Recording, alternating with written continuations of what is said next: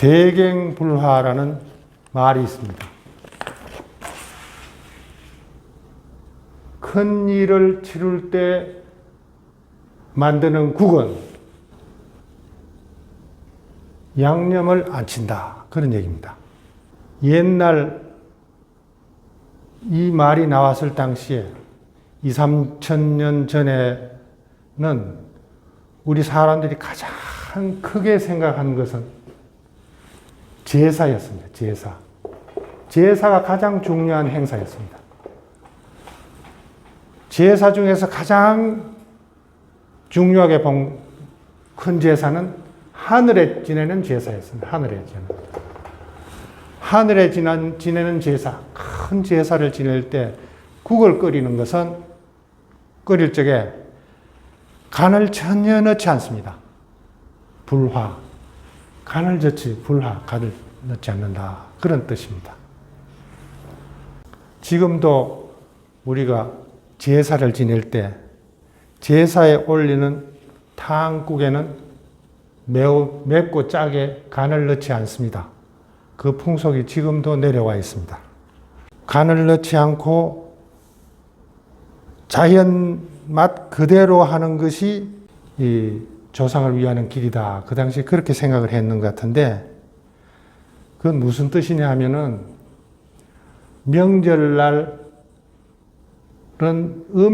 맛있는 음식을 먹고 쾌락을 즐기자는 게 명절의 원래의 목적이 아니고, 사람이 사는 이치, 조상을 생각하는 그런 마음, 이런 걸 조용히 생각하자는 뜻이지, 맛있는 음식을 먹고 마시고 하는 그 즐기자는 게 명절의 본 뜻이 아니다. 이런 뜻이 있다고 합니다. 그리고 또 한 가지, 논어에 나오는 얘기를 기초로 해서 그 당시 대가족 제도였습니다. 대가족 제도여서 그런 대가족 상태에서 어느 한 사람에게 입맛에 맞출 수가 없으니까 짜게 해서도 안 되겠고 맵게 해서도 안 되겠고 제사 지내고 난 뒤에 각자가 먹을 때 자기 입맛에 맞게 간을 맞추어서 먹어라 하는 뜻이 그 속에 감춰 있었던 것 같습니다. 그렇기 때문에 요즘 소가족이 모여서 단촐하게 제사를 지낼 때에는 거기엔 해당되지 않기 때문에 그 간단한 핵가족이 제사를 지낼 때는 그 핵가족의 입맛에 맞는 정도의 간을 쳐도 괜찮지 않을까 이런 생각이 듭니다. 그래서 요즘은 제사를 지낼 때 김치도 넣고 국도 육개장국도 끓이고 해서 가족들이 먹는 음식하고 똑같이 만들어서 제사를 지내는 분들이 이제 있다고 합니다. 요즘에 맞는, 우리 현실에 맞는 그런 거 아닌가 이런 생각입니다.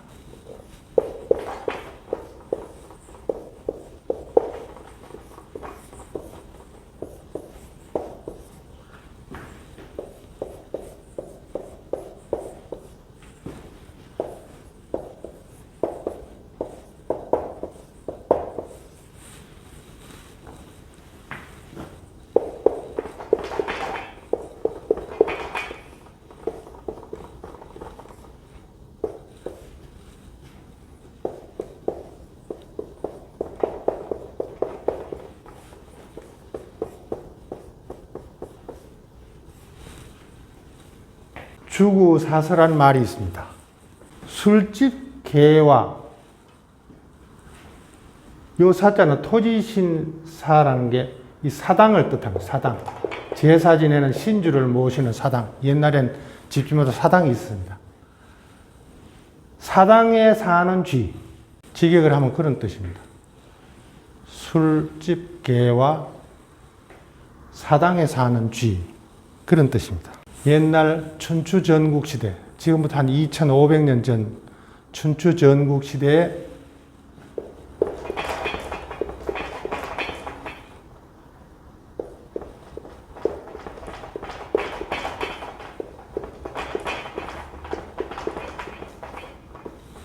한비자라는 학자가 있습니다. 한비자라는 학자가 있었는데 거기에 그 사람이 쓴 책에 이런 얘기가 나옵니다. 송나라 때 어떤 춘추 전국시대죠.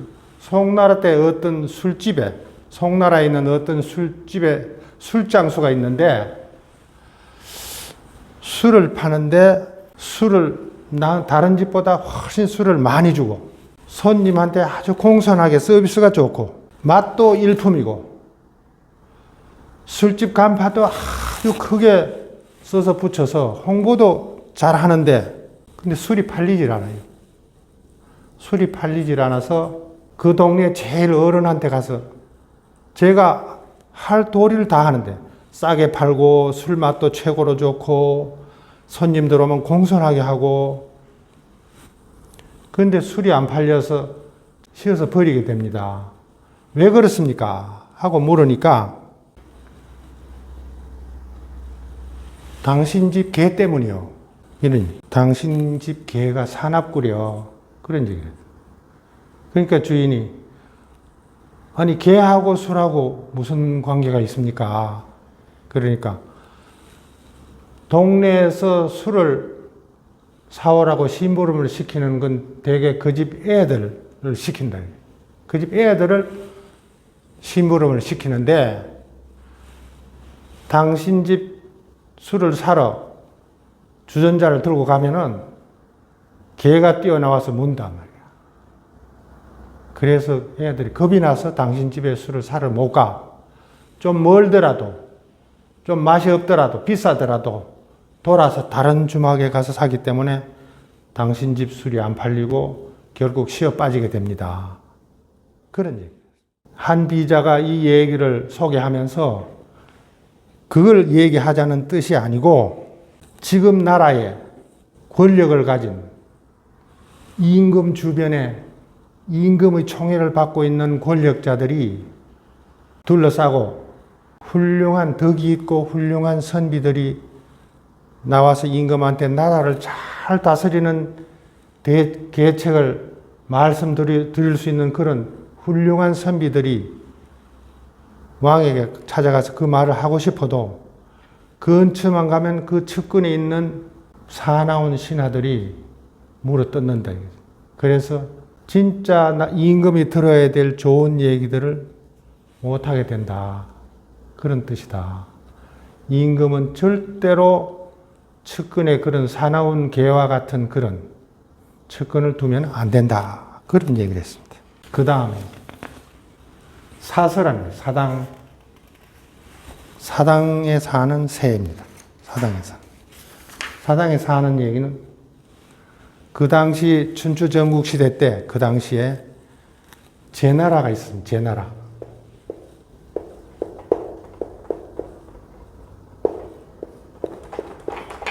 제나라가 상당히 큰 나라였습니다. 상당히 큰 나라. 강력하고. 제나라에 환공이라는 사람이 있어요. 제나라 환공. 역사에 남는 아주 훌륭한 임금 중에 한 사람이었습니다. 그리고 그 사람을 보좌했던 사람이 관중이라는 사람이었어요.